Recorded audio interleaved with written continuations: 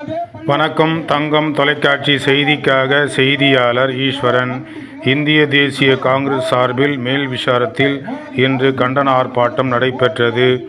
மத்திய BJP NDA கூட்டணி ஆட்சியின் நிதி அமைச்சர் திருமதி நிர்மலா சீதாராமன் அவர்கள் சமர்ப்பித்த நிதிநிலை அறிக்கையில் தமிழகத்திற்கு அப்பட்டமான அரசியல் பாகுபாடு காட்டப்பட்டு வஞ்சிக்கப்பட்டுள்ளதை கண்டித்து ராணிப்பேட்டை மாவட்டம் காங்கிரஸ் கமிட்டி சார்பில் மாவட்ட தலைவர் சி. பஞ்சாட்சரம் அவர்கள் தலைமையில் கண்டன ஆர்ப்பாட்டம் நடைபெற்றது.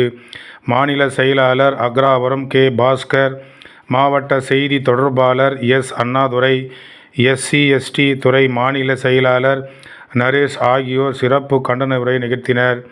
மேல் விசாரம் நகர தலைவர் அப்துல் சுக்கூர் என்ற பாபுலால் அனைவரையும் வரவேற்றார். மாவட்ட சிறுபான்மை பிரிவு தலைவர் KO நிஷாக் அகமது, மாவட்ட துணைத் தலைவர்கள் அகமதுல்லா, பாகவி விஷாரம்,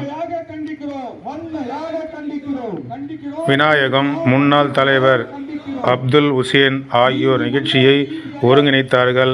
நகர தலைவர்கள் ஆற்காடு வீரராஜன், ராணிப்பேட்டை நகர செயல் தலைவர் குப்புசாமி, வட்டார தலைவர் ஆற்காடு SM வீரப்பா, S.